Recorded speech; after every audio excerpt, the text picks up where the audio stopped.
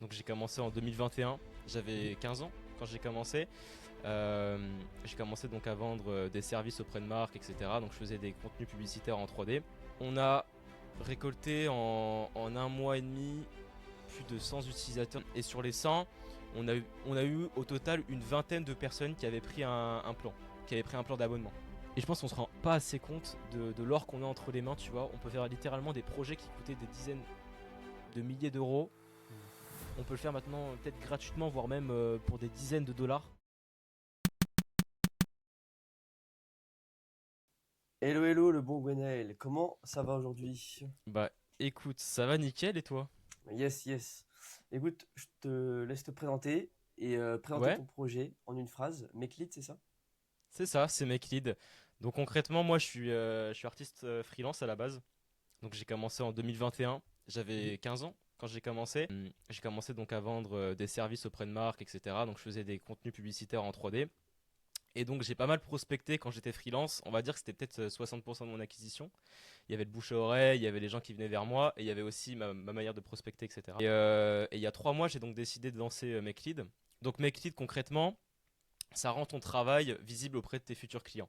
Donc ça gère ton inbound et ton outbound, tout simplement. Ok, et comment on passe de la partie design, visuel, créatif à aller sur la prospection pure, lead generation? Ouais. Comment on y passe? Bah, il faut savoir que quand tu es artiste, surtout en France notamment, il y a pas mal de barrières à l'entrée, comme le fait que tu penses pas forcément à prospecter. Tu penses juste à poster ton travail en 2-2, à te faire un portfolio sur Mhm. ArtStation, tu vois. Donc les gens qui sont artistes qui vont regarder ça, ils vont se reconnaître, mais concrètement c'est ça, c'est tu fais un ArtStation, tu fais un Behance, un Dribble, tu fais 2-3 fan art et t'espères que tu vas avoir des leads, etc. Et en vrai, on pense tous bien faire, tu vois, mais en réalité, c'est pas ça. C'est pas comme ça que ça marche. Moi, quand j'ai commencé à faire du freelance, je faisais ça au début, ça marchait pas. Et il y a peut-être 1 an ou 2 ans, j'ai commencé juste à me vendre, à faire du marketing, donc c'est-à-dire à aller voir des gens en DM, les démarcher, donc les prospecter en call DM, commencer juste à poster du contenu, mais éducatif sur mes services, tu vois. Mhm. C'est-à-dire des case studies, donc voilà, des cas clients, comment ça marche, etc. Même juste des posts qui renseignent un peu sur mon expertise, quel logiciel j'utilise, etc. Et ça, pour le coup, ça faisait pas forcément beaucoup de stats, mais ça marchait bien parce qu'il y avait vraiment des personnes qui venaient me DM, se renseigner, etc. Et instinctivement, du coup, ça fait un network, tu vois, autour de ça, et du coup, c'est plus facile d'avoir des clients. Ok. Donc, quand j'ai compris que prospecter, faire du marketing, ça marchait bien, j'ai compris en fait que être freelance, tu vois, artiste et même freelance globalement, c'est pas forcément juste savoir faire des belles images, des beaux visuels, ou faire, je sais pas, des beaux sites internet, etc. si t'es dev ou autre chose, c'est aussi savoir se vendre, se mettre en avant sur les réseaux, tu vois. Hmm. Vraiment savoir te marketer parce que tu peux avoir le meilleur niveau du monde, le mec à côté qui a un meilleur network que toi, bah c'est lui qui va avoir les contrats, tu vois, ou qui va avoir les missions, Bien les sûr. productions et tout, tu vois. Donc faut savoir te démarquer des autres et ça passe par le fait de poster souvent, régulièrement, du contenu de qualité, de prospecter en DM des personnes de ta niche, donc ton ICP, donc on va dire ton client idéal, le prospecter en DM, nouer une relation avec lui et tout ce processus-là d'aller voir les gens et de faire venir des gens vers toi, donc l'inbound et l'outbound, ça marche super bien en freelance aujourd'hui. Hmm. Et du coup, c'est pour ça que j'ai créé MakeLead. Ok. De toute façon, oui, il faut que le client puisse te trouver le plus facilement possible. C'est ça. En fait, moi, il fallait que les gens, ils tapent 3D, ils pensent à moi directement, tu vois. Ils Ok. pensent à moi, tu vois, en France. Donc, sur ça, Et, et je me demandais au niveau du marché comment ça se passe, est-ce qu'il est pas un peu saturé et comment tu fais pour lutter justement face aux grands du secteur? Alors, faut savoir que moi, quand j'ai justement commencé à prospecter, ça prenait énormément de temps, tu vois. Mhm. Donc, forcément, j'ai dû faire appel à des outils tierces. Et si je peux les citer, par exemple, tu vois, il y avait Wallaxy pour Mhm. faire du scrapping, etc. Scraper directement mes contacts. J'utilisais Apollo à l'époque avec Lemlist. Donc, j'ai essayé les deux pour simplement avoir tu sais, une base de données de mails de responsable marketing, directeur artistique dans des marques de luxe françaises, tu vois.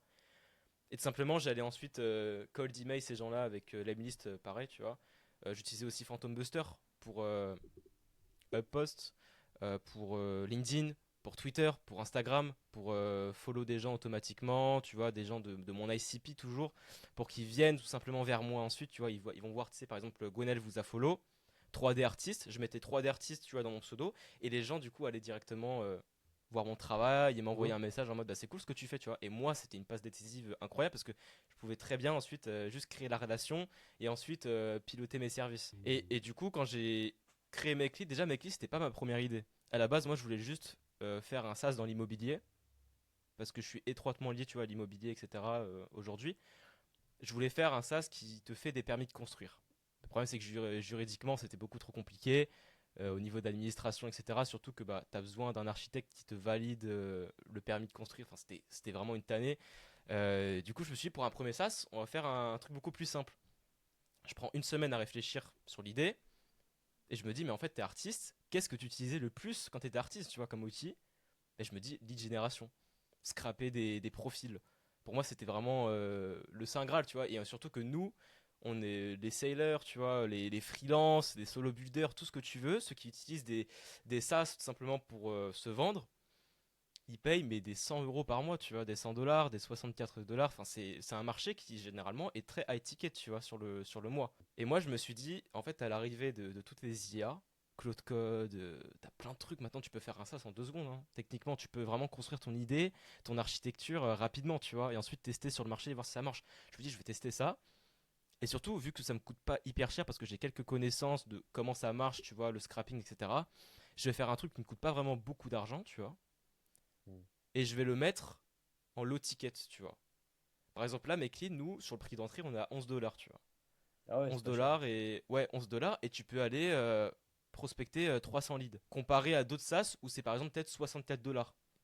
Ah, c'est vite rentabilisé au final. Ne Et serait-ce ouais, qu'une vente ou deux, c'est c'est ça. Et là, rentable. tu vois, tu commences à avoir des SaaS qui commencent à faire la même chose que moi, sans citer de nom, mais qui mettent à 34 dollars. Je vois de plus en plus de SaaS dans la vente, etc. Ils mettent 20 dollars. Parce que concrètement, le prix, les barrières à l'entrée, elles se rétrécissent, tu vois. Mhm. Et du coup, le prix, bah, il est pas si cher que ça, tu vois. Quand on parle de prospecter, ça coûte pas vraiment beaucoup d'argent, à part si vraiment tu fais un truc vraiment clean avec des IP résidentiels. Donc ça, c'est techniquement, mais si tu payes voilà, des serveurs, etc. en background qui te font tes trucs, ok, à la limite, là, ça coûte un peu d'argent. Mais moi, en l'occurrence, tout est fait en local, du coup, ça coûte pas d'argent. Du coup, je le mets en low ticket et c'est comme ça que je me démarque, tu vois, Mhm. comparé aux Ouais. autres. Tu te différencies par le prix, dû aux Ouais, barrières à l'entrée en fait. Tu t'es adapté à la période. c'est Ok. de la compétitivité prix hors prix, quoi. Enfin, concrètement, c'est ça, tu vois. Tu m'as parlé de 11 de 11 dollars, c'est ça? C'est ça. Globalement, comment est-ce que tu factures MacLead? C'est plus du mois du coup, 11 dollars au mois, plus de l'annuel. Que prennent tes clients actuellement? Combien de clients as-tu? Alors, MakeLead, à la base, on a un freemium, donc tu peux créer ton compte gratuitement et tester l'outil, voir déjà si ça marche. Moi, je pense qu'en vrai, les gens sont plus enclins, tu vois, à prendre un abonnement ou même à utiliser un outil payant quand ils ont vu ce que gratuitement déjà ça donnait, tu vois. Mhm. Donc on laisse les gens utiliser déjà gratuitement MakeLead de manière limitée. Donc ils testent, etc. Ils voient que ça marche bien. Et après, du coup, on met un paywall hein, de manière transparente hein, où on dit bah, il faut prendre un abonnement, tu vois, un plan supérieur pour pouvoir continuer. Du Ok. coup, nous, on est sur 11 dollars mensuels. On était parti sur 15 à la base. On a baissé un tout petit peu parce qu'on a eu des retours du coup d'users qui disaient putain, moi j'aimerais bien prendre, tu vois, MakeLead, mais c'est un petit peu cher pour moi. Je pense 10 dollars ça serait bien. Il y en a qui me disaient 13 dollars ça serait bien. Je me suis dit, bon, allez, on va faire un entre-deux, on va mettre 11 dollars. Et en vrai, ça va être cool. Donc, on a 11 dollars. Et ensuite, on a les plans annuels. Ou plan annuel, si tu prends directement un plan annuel, t'as moins 20%, tu vois, globalement. Ok. Donc, voilà. Et ça te fait combien de clients pour l'instant et combien de chiffre d'affaires à peu près? On a récolté en un mois et demi plus de 100 utilisateurs sur MakeLead. Donc, ça, Mhm. c'est tout confondu. 100 utilisateurs que j'ai prospectés. Donc, j'ai utilisé en fait MakeLead pour aller les dénicher. Mhm. Et ça, je vais le documenter de façon sur Twitter de manière complètement transparente. J'ai fait en fait des campagnes et tout. Je vais directement voir des ghostwriters, tu vois, par exemple sur LinkedIn, des freelances sur LinkedIn. Je leur parle de MakeLead et je les ramène dessus. Et ça, c'est fait automatiquement avec MakeLead. Donc les 100 viennent de MakeLead Mhm. directement, donc en canal d'acquisition. Et sur les 100, on a eu au total une vingtaine de personnes qui avaient pris un plan, qui avaient pris un plan d'abonnement. Ok. Donc là, tu vois, c'était le premier SaaS, on s'est dit putain, ça marche bien. Quand j'ai fait la bêta, j'avais même pas, tu vois, fait l'interface, hein. J'avais juste fait une landing page avec Mhm. directement l'offre. Et à la base, mes clés, c'était juste des posts automatiques, hein. Tu vois, comme Tapio, comme Typefully et tout. Il y avait 10 personnes qui avaient pris déjà un bêta testing. C'était à 5 Mhm. euros, 5,99 €. Mais les gens avaient pris, sans pour autant avoir un aperçu de la qualité. du coup, je me suis dit, en fait, l'idée est vraiment pas mal, tu vois. Parce qu'avant, l'idée, j'ai testé un peu sur le marché, voir si c'était pas trop, tu vois, saturé. Ouais, bah ouais, ouais. Et du coup, si t'as plus des clients qui viennent de LinkedIn ou de X? Je dirais peut-être LinkedIn, je pense que t'as des personnes qui sont plus enclins à acheter parce que c'est des profils qui sont beaucoup plus sérieux. Plus Après, spécialisé. sur X en volume, ouais, ça te ramène pas mal. X, ça te ramène même beaucoup en volume, mais c'est pas forcément des gens qui vont mettre de l'argent sur ton outil. Parfois, c'est simplement, tu vois, des profils de freelance qui font peut-être pas d'argent, et du coup, Mhm. bah, s'ils font pas d'argent, on va leur demander de mettre de l'argent dans un outil. Donc ouais, c'est compliqué. Sur LinkedIn, t'as un peu moins de personnes qui vont venir. C'est souvent des gens qui sont très froids, hein, tu sais, qui vont te dire je suis pas Ouais, intéressé par ton service. Moi, je pense, là, regarde, je me suis levé ce matin et j'ai des notifications LinkedIn. Je pense que la moitié, c'est des gens qui me disent bah, je suis pas intéressé, désolé, tu vois. Mais c'est le jeu après tout, tu vois. Moi, bah oui, oui, bien sûr. avec MakeLead, tu vois, MakeLead me prospecte 600 personnes par mois sur LinkedIn, environ. C'est la limite, on va dire, Mhm. legit de LinkedIn. Et ouais, sur 600, t'en as beaucoup quand même qui vont refuser, mais t'as une petite minorité qui va quand même te dire oh, bah en vrai, bah pourquoi pas, tu vois, vas-y, je Ouais, suis clairement. intéressé, je suis curieux. Clairement. Et ouais, c'est souvent ça les messages. Et du coup, quand le mec est curieux, c'est qu'il a. Déjà, il utilise LinkedIn, tu vois, en tant que canal d'acquisition. Surtout, c'est ça ma cible, hein. C'est les gens qui utilisent LinkedIn pour lever, tu vois, d'acquisition. Donc Mhm. forcément, je leur mets un outil d'acquisition. Soit ils sont intéressés, soit ils sont pas intéressés.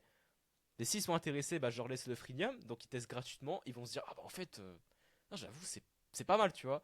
Et après, ils vont mettre peut-être la carte bleue, tu vois. Sur Ok. X, parfois, et malheureusement, on est en France, hein, les gens pensent pas vraiment à se vendre. En artiste, ça n'existe quasiment pas.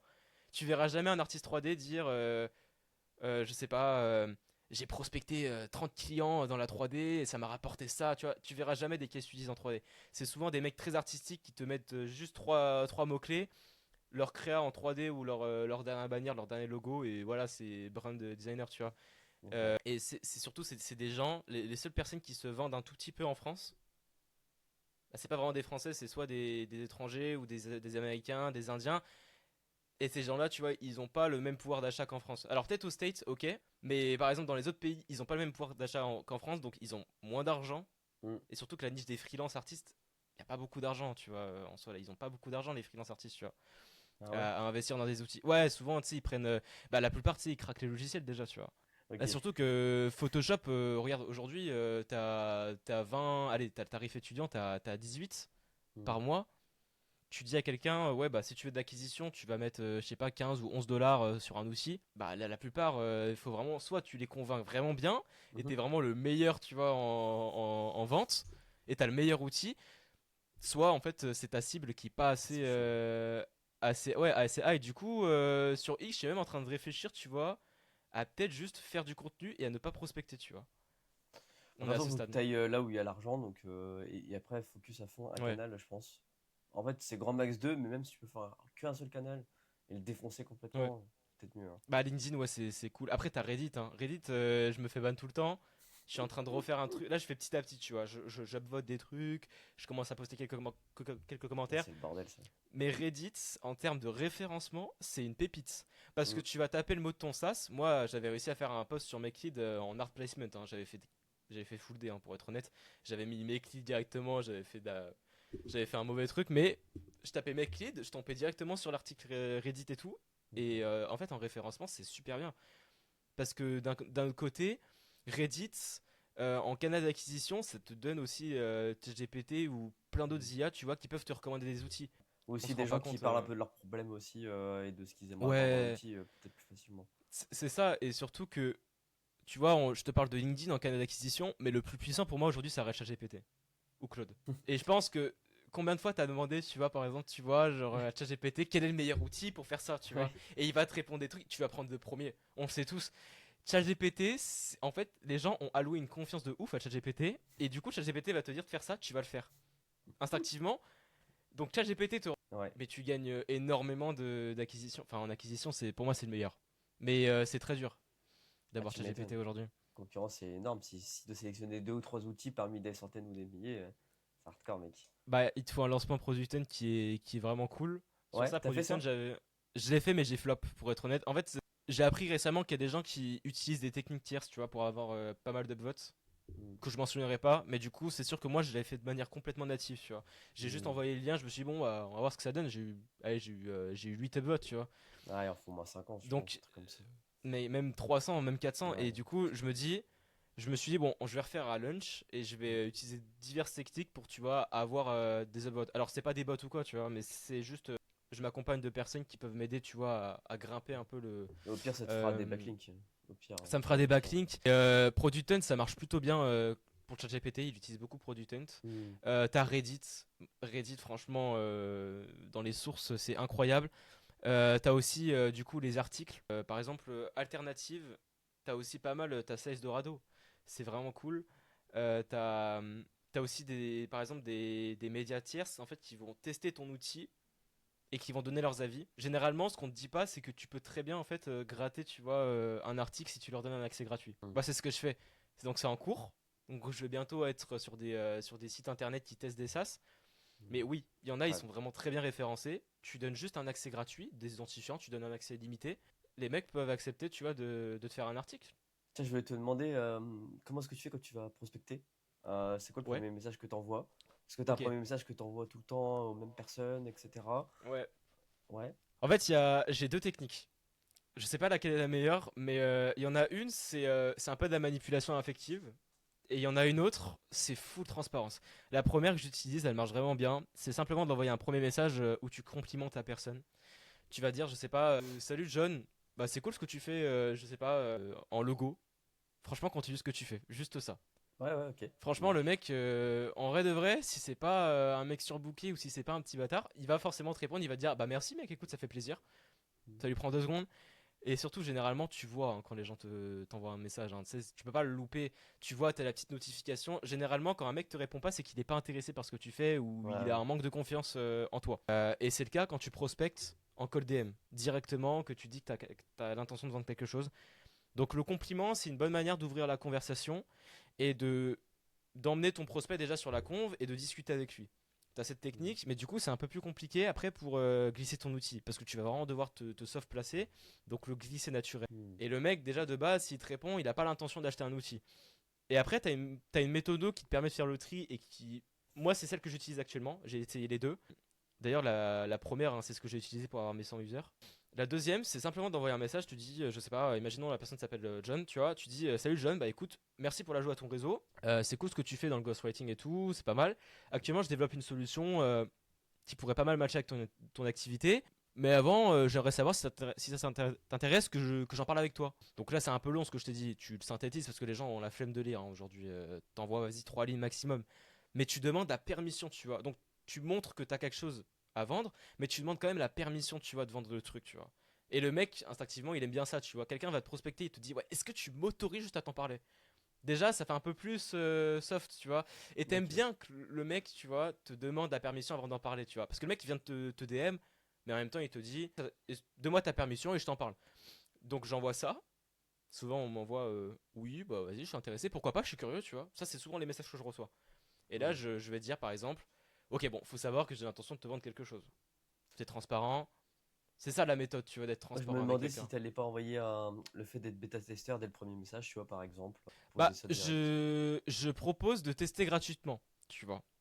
Mais même avec la meilleure méthode, tu vois, pour prospecter quelqu'un, tu demandes à quelqu'un de tester gratuitement ton outil, tu sais très bien que ça va mener sur du payment après, tu vois. Ça Mm. va être payant. Donc les gens le savent. Du coup, parfois je vais me prendre des refus, je vais me dire bah je suis pas très intéressé, c'est pas une origine de collaboration où j'ai envie d'aller. Et t'as des mecs aussi qui me disent bah en vrai ouais pourquoi pas, tu peux m'envoyer ton outil et vas-y je vais le tester. Ok. Souvent ça va être ça. Mais être honnête, franchement, pour moi c'est peut-être la manière la plus smart de prospecter parce que tu fais le tri et tu peux pas démarrer en fait une vente avec un prospect. Déjà le prospect doit avoir confiance en toi. Tu peux pas démarrer une relation de confiance si déjà des premiers messages en fait tu caches un peu le fait que tu as envie de vendre quelque chose, tu vois. Mm. Parce que Et lui il le sait hein. est-ce que tu penses que ton passé créatif a joué dans la manière de prospecter, d'écrire des emails, prospecter par message, ou pas du tout? Bah avant vu que je le faisais forcément parce qu'avant je prospectais aussi sur mes services et prospecter sur de l'art c'est pas hyper simple donc je pense que ça a joué. Après est-ce que l'art ça te donne des compétences en vente? Non, tu vois, l'art c'est différent, l'art c'est de la créativité, etc. Après, moi, si je sais prospecter un tout petit peu, hein, je vais pas, tu sais, je vais jouer à l'humilité, c'est parce que j'ai appris à prospecter à côté, tu vois, j'ai regardé pas mal de créateurs de contenu, anglophones ou francophones, tu vois, qui expliquaient comment prospecter, comment répondre à des objections clientes en appel de closing et tout, tu vois. Ça, c'est des trucs, tu vas voir un artiste aujourd'hui freelance, tu lui demandes juste c'est quoi le closing, c'est quoi le cold call, c'est quoi le cold DM, il sait pas te répondre. Parce que les Ouais, gens ne pensent pas, en fait, il n'y a pas l'éducation entrepreneuriale derrière, tu vois. On te dit juste voilà, ouais, de alors que c'est la créer. base.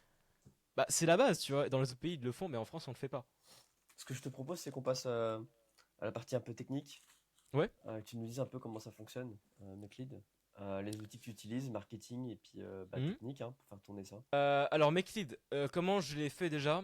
J'ai utilisé dans un premier temps Lovable. Lovable, c'était, je me suis dit, je vais utiliser ça parce que ça va être très rapide de me faire un outil de haute qualité. Erreur. Parce que Lovable, bon, bah, j'ai gaspillé 100 dollars de crédit en 2 jours et j'avais même pas une landing page fonctionnelle. Du coup, j'ai arrêté Ah ouais. Lovable. Ce que j'ai fait, c'est que j'avais deux potes dev. J'ai pris deux potes dev avec moi. On s'est posé en vocal. Je leur ai dit écoutez, les gars, je veux faire ça comme ça. Dites-moi ce que je dois faire. C'était mes potes, je les voyais IRL et tout, donc forcément, c'est les collègues, ils vont forcément me faire gratter des trucs. Donc, toute l'architecture, c'est des devs qui l'ont faite, tu vois. Ils m'ont aidé, etc. Ils m'ont dit, bah, ça, tu dois faire ça. Je sais pas, ça tu le mets pas en local storage, tu le mets en crypté, etc. Tu vois, tout ça, niveau cybersécurité et tout, c'est des devs qui m'ont fait l'architecture. Ok. Moi, je l'envoie à Claude Code. Claude Code, il l'a fait. Tu vois, l'architecture, il a tout codé. Donc, Claude Code, Grok. Grok, mine de rien, c'est pas mal. ChatGPT, pour avoir un retour extérieur aussi. Quand je vois que Claude Code ne sait pas me faire quelque chose, je demande directement à ChatGPT, tu vois, j'envoie les fichiers. Il me fait un audit, un peu un diagnostic de l'architecture et il me dit s'il y a un truc qui va pas ou quoi. Mais ouais, généralement, c'est mes devs en fait, des potes devs que j'ai, qui regardent les fichiers. Donc très vite, hein, parce que analyser des milliers de lignes de code, c'est très long. Ouais. Mais généralement, quand j'ai un souci, je fais appel à eux. Ou quand je veux faire une fonctionnalité, je fais appel à eux parce que c'est eux qui ont la meilleure expérience. Et il y a un truc bâtard que j'ai fait, un petit peu, c'est que sur l'aspect technique, t'as pas mal de concurrents en fait qui ont, tu vois, des chatbots. Personne, mais vraiment personne sur cette terre ne met des limites à ces chatbots. Donc tu peux littéralement poser toutes les questions que tu veux. Ah ouais. Qu'est-ce que je fais? Je vais sur le site des concurrents, je vais sur le Mhm. chatbot et je dis bah comment vous utilisez bah vous utilisez un serveur cloud ou vous utilisez du local pour prospecter? Pour lancer les campagnes, le scrapping, c'est quoi? C'est sur un serveur cloud, c'est sur la fenêtre interface de l'user et tout, directement sur une fenêtre minimisée. Ouais, vous utilisez quelle limite de prospection par daily en fait? D'envoi de messages daily pour éviter qu'on se fasse ban, etc. Oui, vous utilisez les sessions cookies ou l'authentification officielle de X, etc. via une application dev et tout. En fait, je pose toutes les questions auxquelles on n'est pas censé répondre à un chatbot IA qui m'écrit littéralement tout. Moi, j'ai juste en fait à copier-coller et à l'envoyer en fait directement à Claude Code et à me dire bon bah eux ils m'ont dit ça, bah fais pareil, tu vois. Et en fait, littéralement, c'est aller voir la concurrence directement et poser des questions, c'est ce qui marche vraiment bien. Et aussi, ce que j'ai fait, c'est que je suis allé voir des fondateurs. En fait, il y a des fondateurs, ils t'envoient des messages sur LinkedIn quand tu t'es inscrit. Donc ça, c'est des séquences aussi automatiques, hein, mais tu peux très bien en fait poser des questions aussi à des fondateurs. Généralement, les fondateurs de SaaS, ils sont très ouverts à te donner un peu comment eux ça marche, la technique. Donc généralement, je prends mes ressources de tierces, donc développeurs, fondateurs, aussi concurrents du coup. Cloud Code en utilisation principale, technique en code. Après, si je vais te parler du niveau peut-être plus visuel, design, interface, ça va être du Mhm. Figma et du Photoshop. Ok. Figma, ouais, t'envoies en fait directement, t'as un MCP sur Figma qui marche vraiment bien. Tu l'envoies à Claude Code et lui il te fait en interactive. Ça marche vraiment pas mal, ouais. Donc sur ça, Ouais. c'est good. Et MakeLead actuellement, du coup, c'est via une extension Chrome. Extension Mhm. Chrome, du coup, ça t'ouvre une fenêtre minimisée pendant que tu es en train de travailler. Donc ton PC est allumé, tu l'allumes, t'as une fenêtre minimisée qui s'ouvre en background, tu vois. Et tu as directement en fait une lecture de l'interface. Donc ça te lit tes messages, ça te Mhm. lit tes statistiques, etc. Donc ça te met à jour en direct sur ensuite MakeLead, tu vois, toutes tes stats, tes analytics, etc. Quand par exemple tu dois faire une campagne qui va envoyer des messages sur LinkedIn, envoyer des demandes de connexion. Comment ça marche? Tu as une fenêtre en background qui s'ouvre, ça va sur LinkedIn, ça envoie les demandes de connexion du coup aux personnes que tu as demandé du coup de cibler. Et ensuite ça envoie directement les messages quand la demande de connexion est acceptée, tu vois. Mais il y a une limite à ça, concrètement, c'est que si un jour LinkedIn décide de changer son interface, son Ouais, HTML, tu ça vois, peut. voilà, faut l'adapter. Et là, la meilleure méthode et celle sur laquelle je vais migrer, c'est d'utiliser un serveur cloud en fait directement, sur lesquels on va récupérer les sessions cookies des utilisateurs pour simuler la session d'un utilisateur. Je te prends un exemple. Tu utilises toi Meklead, tu veux lancer une session, ça sera plus sur ton PC, ça sera en fait sur un serveur en cloud, tu vois. Et directement, ça va prendre ta session cookie. Donc c'est quelque chose que tu as directement quand tu es connecté. Si tu veux la récupérer, tu fais F12, tu vas sur ID, session cookie, tu prends. Et ça va imiter ta session. Et du coup, ça va interagir à ta place sur ton compte. C'est la meilleure méthode à faire parce que littéralement, le problème de l'extension, c'est que si tu éteins ton PC, si tu éteins Chrome, techniquement, tu vois, là, ça marche plus. Il y a une limite aussi qui est une limite technique, c'est que les gens sur Mac, ils utilisent souvent Safari. Et si je veux que mes clips fonctionnent sur Safari, il faut que je sois sur iOS, etc. Tu vois, enfin que je sois approuvé par Apple. Ça, c'est une limite technique qu'on a aussi. Si j'avais des serveurs cloud directement, j'aurais pas ce problème. Ok. Donc c'est ce que je vais faire, c'est ce que je vais tester aussi donc chez moi en local, etc. avant de déployer. Mais du coup, peut-être qu'on aura plus besoin d'extension. Et ça te coûte combien tout ça à peu près par mois? Est-ce que tu sais un peu, bah, du coup, si t'es rentable, si... Ouais, ce que Euh, ça représente? Ça risque pas de me coûter beaucoup d'argent, même quasiment pas beaucoup, même rien. Ok. Je peux utiliser des IP résidentiels si je veux vraiment avoir un truc hyper poussé, mais ça peut être de 5 à 15 dollars par. Enfin, Mhm. de ce que je m'étais renseigné. Peut-être que peut-être que ça évolue aujourd'hui, peut-être que les prix sont complètement débranchés de ce que je te dis, mais j'avais regardé vite fait. Mais en fait, j'avais du coup posé aussi des questions au chatbot des concurrents. Enfin, moi, tu sais, du coup, je regarde aussi ce qu'ils font à côté. Et la plupart, en fait, n'utilisent pas ça. Donc, c'est que du cloud. Donc, peut-être que je vais migrer vers ça, je vais regarder. L'idée, c'est de dépenser le moins, mais d'avoir aussi le meilleur service possible. Si je peux pas proposer un service de haute qualité pour un prix qui me différencie des autres, ça sert pas à grand chose. J'ai pas envie, tu vois, de me dire, bon, bah, je suis low ticket, je vais rester low ticket, parce que si je mets un peu plus de qualité, bah, ça va forcément coûter de l'argent. Et du coup, je propose un service qui est Mhm. pas ouf, tu vois, et qui est trop risqué pour l'utilisateur, parce qu'il faut pas oublier que bah, tout ça, pour être totalement transparent, LinkedIn, ils ont du mal avec les automatisations, avec tout ça. Même, alors X, ils sont beaucoup plus ouverts, mais LinkedIn, c'est un peu compliqué. Si tu exagères Ouais, un peu du truc, bah, tu peux te ça faire donne. restreindre, tu peux te faire shadowban. C'est pas Mhm. forcément le risque côté utilisateur, c'est surtout le risque pour moi. Moi, je peux me faire ban de LinkedIn en fait. Si j'ai fait en fait un SaaS qui abuse trop, tu vois, des TOS et tout, ça va être compliqué. Et puis bonne chance pour y retourner. Donc, C'est ça. Donc moi, j'ai envie de proposer un service qui est bien, avec un prix qui est très abordable pour la plupart, parce qu'aujourd'hui, les outils de prospection, c'est pas hyper accessible, tu vois. Il faut quand même faire un minimum d'argent tous les mois pour pouvoir mhm. investir là-dedans, et surtout même en mettant un abonnement qui peut-être à 60 dollars et tout, t'es très limité. Moi, c'est en tout cas la philosophie qui nous différencie des autres, c'est qu'on est plutôt low ticket. Donc si je vois que c'est pas possible, bah, je le ferai pas. J'ai pas envie, voilà, pour Ok. synthétiser, j'ai vraiment pas envie d'augmenter le prix, d'augmenter la qualité. J'ai envie de rester quasiment au même prix et d'avoir un truc qui est beaucoup plus ergonomique. Mais en tout cas, une chose est sûre, c'est que si je vois que ça coûte un peu trop d'argent, bah, j'augmenterai pas le prix, je ferai juste rien, tu vois, concrètement, parce que sinon Mhm. ça impacterait les utilisateurs directement. Ouais, bien Donc sûr. Et je voulais te demander, du coup, là, on parle de prix, etc., faire attention à certaines choses. Est-ce que tu as fait une erreur en particulier, même deux ou trois erreurs, avec ton projet que tu pourrais ouais. nous évoquer?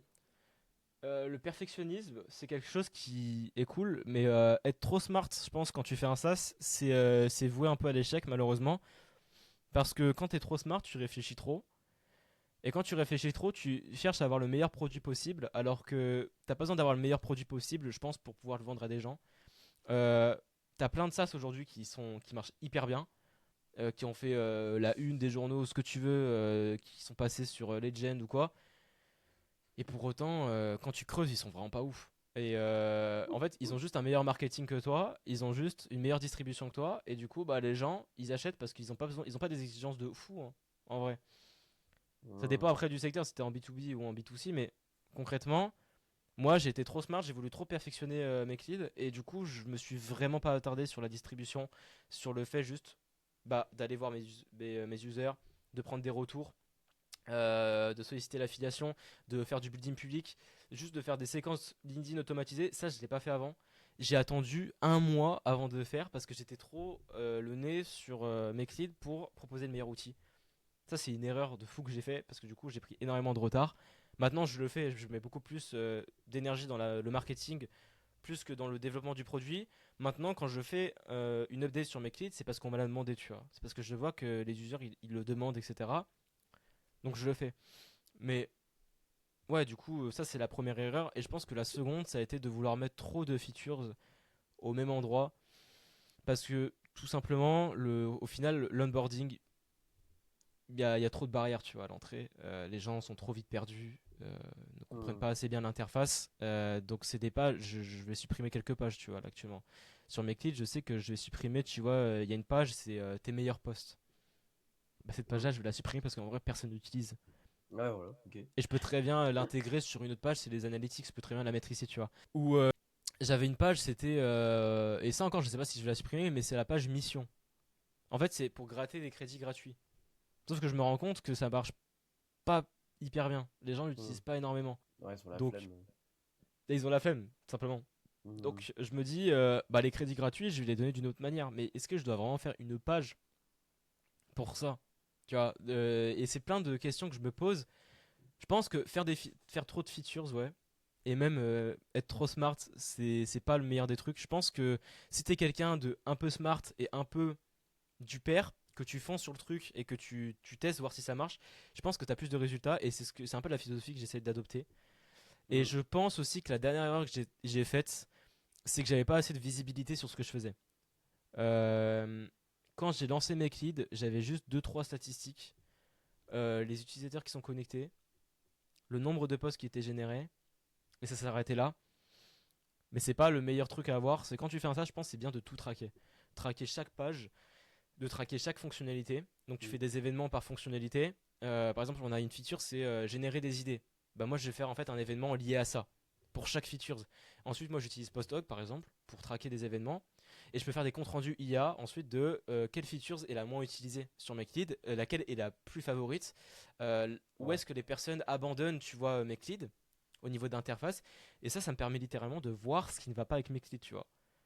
C'est qu'un petit détail, tu vois. C'est pas un truc non plus incroyable, hein, tu vois. Je vais pas te dire que voilà, c'est magique, mais t'as quand même en fait un chemin qui est un tout petit peu tracé pour voir concrètement qu'est-ce qui pêche avec ton SaaS. Et ça, ouais, je pense que c'est les trois erreurs principales que j'ai fait. C'est le manque de visibilité, trop de features et ouais, trop smart. J'ai pas à être trop smart sur mes clips, tu vois.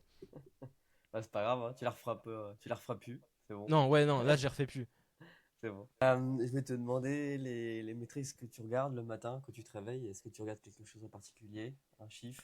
Un nombre de clients? Je pourrais te mentir et te dire que je regarde tout le temps les metrics. En vrai, je me suis détaché de ça parce que je me rends compte que regarder des metrics tous les jours, quand t'as un SaaS qui est pas non plus voilà, au heights, Hmm. je pense pas que c'est le plus important parce que Ok. tes metrics elles vont pas trop bouger du jour au lendemain. C'est comme, je sais pas, je te prends une métaphore, hein. Tu veux perdre du poids, tu vas te peser tous les jours. Mais ton poids il va pas forcément, il va bouger tous les jours en fait dans tous les cas parce que il y a des circonstances qui font que. Donc généralement tu vas te peser toutes les semaines. Donc moi je regarde toutes les semaines, tu vois les metrics. Je vais regarder concrètement les visites que j'ai, je vais regarder concrètement bah, les événements, comme je t'ai dit, les posts générés, le nombre de posts générés par utilisateur, le taux de rétention, combien de personnes ensuite sont converties avec la landing page, plein de stats comme ça, je vais les regarder toutes les semaines. Et même encore, je trouve que là, c'est pas assez précis. Je pense qu'il faudrait plus regarder sur le mois. Moi, Hmm. je pense que ça serait mon idée.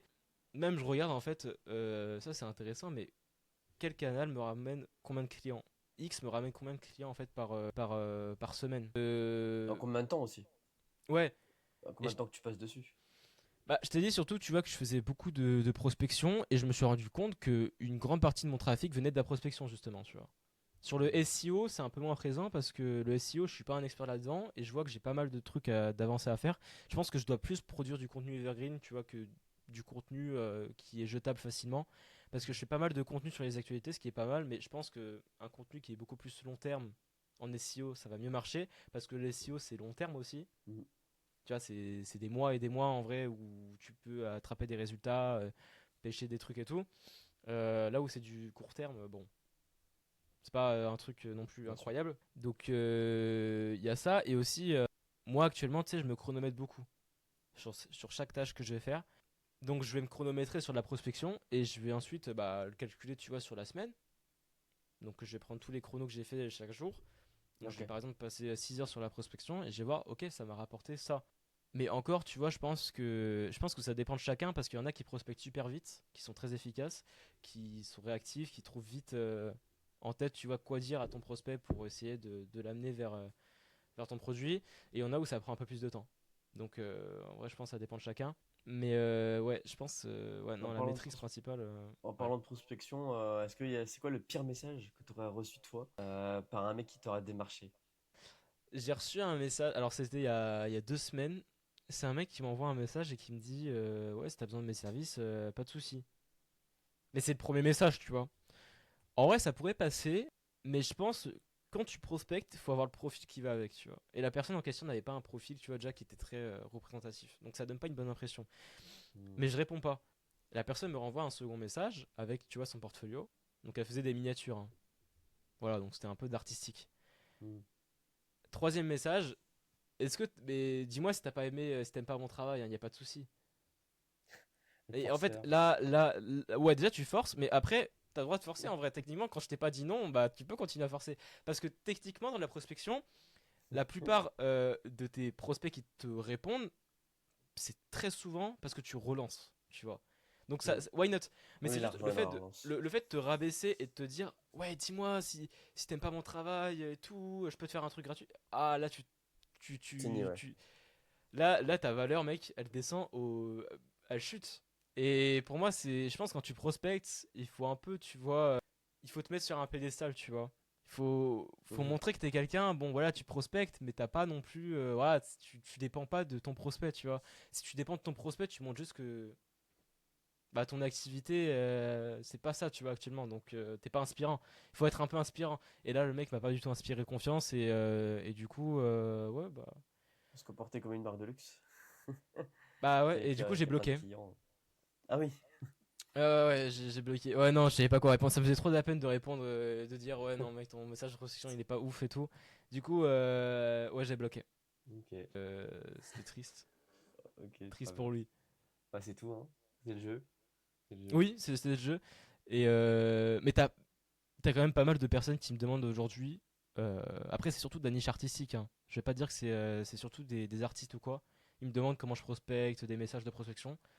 Du coup, je réfléchis de plus en plus. Et je pense que je vais mettre même une fonctionnalité sur mes clips, tu vois, qui va te rédiger des messages IA par campagne. Carrément, hein. Du Carrément. smart. Comme les concurrents. Les concurrents ne le font pas, Un peu. Ah ouais? justement. Tu vois, t'as des campagnes, t'envoies une demande de connexion, ça t'envoie, tu vois, directement bah, le message ensuite que t'as Ouais. pré-rédigé avec des variables. Moi, je fais en fait juste un message IA. Donc ça va analyser le profil, ça va récupérer quelques composants du coup qui sont visibles sur l'interface. Et tu fais en fait un message par rapport à ces derniers posts. Donc par exemple, Hmm. tu vas dire Hello John, bah cool, ta dernière création, je sais pas, pour Louis Vuitton et tout, c'est pas mal, t'as fait du fan art et tout, point d'interrogation. Ouais, Ça les gens montre ils en fait que préfèrent, t'as hein, analysé. s'adapter, ouais. Ouais, Personnaliser. c'est pas du copier-coller et ça marche mieux, mais par contre là, ça va avoir un prix. Je sais que ça va me coûter de l'argent. Donc Ouais. est-ce que je le mets sur un plan premium? Il y a moyen. Il y a Ouais, et moyen. tu fais payer les gens qui ont déjà payé la première fonctionnalité et juste tu les Ouais, fais passer au-dessus, quoi. exactement. Parce que là, je sais, par exemple, tu vois, c'est pas forcément la prospection qui me coûte beaucoup d'argent, c'est surtout la génération de posts. Donc tout ce qui va être création de contenu automatisé, etc. T'as l'API de X. X, regarde, allez, si tu veux poster, c'est 0,015 dollars. Ok? Mhm.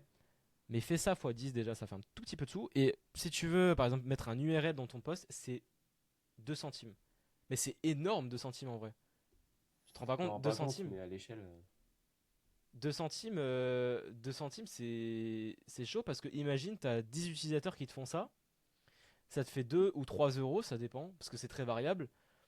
Mais pour des plans, des abonnements où généralement, du coup, tu vois sur 11 dollars, tu vas récupérer peut-être que 5.